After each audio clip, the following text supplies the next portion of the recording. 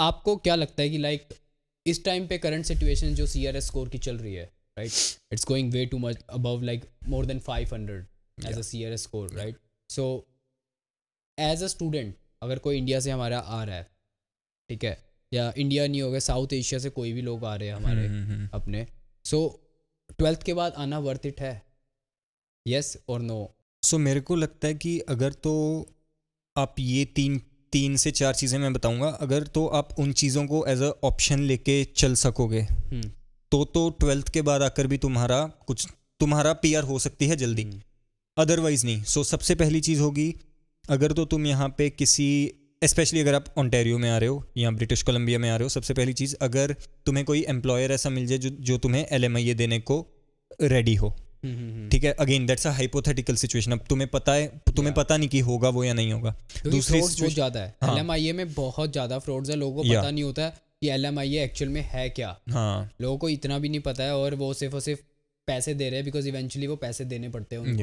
$20,000 $30,000 $40,000 cost है LMIA की। And that's the other thing, like जो मैं बताना चाहता था कि अब एक तो चलो LMIA आपने सोचा कि हाँ भाई किसी से ले लूंगा, दूसरी चीज़ उसकी कॉस्ट लाइक $25,000-30,000। अब भाई $25,000-30,000 नहीं इकट्ठे कर सकते तुम इतने, तो आप इससे कम तो आप पढ़ाई में दे दोगे, अपने आप जेन्युइन तरीके से निकलोगे। हाँ ठीक है, तो एक तो वो कंडीशन आ जाती है which is again it's not an ideal condition but that may be an option for some people.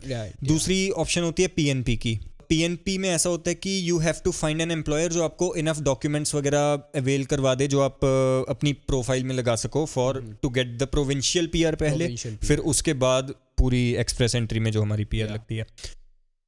तीसरा पॉइंट है कि अगर आप फ्रेंच सीख सकते हो तो ये तो अगर आप शुरू से ही अगर आपने स्कूल में की हुई है या आप यहाँ पे आके थोड़ा बहुत शुरू करना चाहते हो तो आप वो भी कर सकते हो, जिससे आपके CRS स्कोर बहुत बूस्ट हो जाएंगे। चौथा ऑप्शन ये है कि अगर आप ओंटारियो में आके या ब्रिटिश कोलंबिया में आके बाद में किसी और प्रोविंस में मूव करने का डिसीजन ले सकते हो after finishing up your studies. हाँ, तो आपको ताकि PNP के लिए मूव होना है तो आपको दूसरे प्रोविंस में मूव होकर आप 1 साल का एक्सपीरियंस गेन करो and you can be eligible for the PNP and then you can get the PR easily. But अगर वो सारे सिनेरियोज नहीं होते हैं किसी, because PNP is not the easy path, it's not that easy, मतलब that easy वही है। हम जैसे सारे के सारे कर रहे होते हैं। हाँ, अब जैसे हम बोलते हैं, चलो हम तो कैमरा पे बात करके लोगों को बता देंगे कि these are pathways, but in real life वो इतने ईजी नहीं होते टू ऑब्टेन।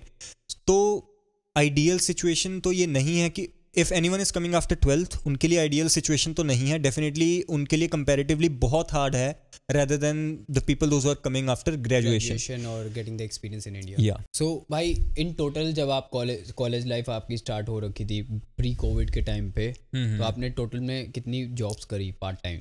कॉलेज के टाइम पे मैंने एक टाइम पे 3 जॉब्स, लाइक एक ही टाइम पे तीनों जॉब्स इकट्ठी कर रहा था।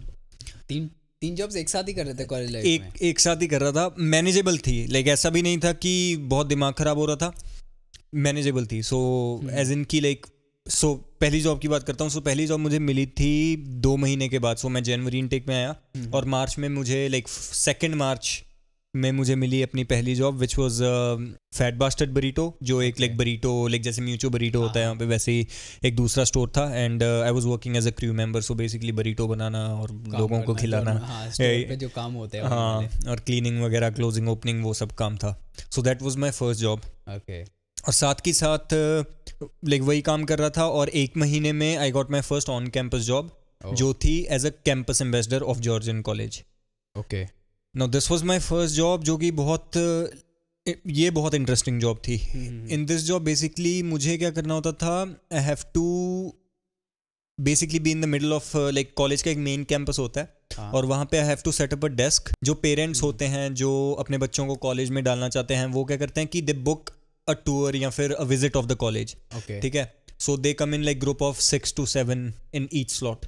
तो मैं क्या करता था, I use to give them a tour of the whole college, tell them about the different facilities या फिर क्या क्या सर्विसेज कॉलेज प्रोवाइड करता है, कैफेटेरिया कहाँ है या फिर फिटनेस सेंटर कहाँ है। सो वो सारी चीज़ें उनको पूरा डिटेल एक्सप्लेनेशन देना, कैंपस घुमाने का काम, दैट वाज माय, वो स्टूडेंट एम्बेसडर का काम है। या so that was your job in that was my first on campus job।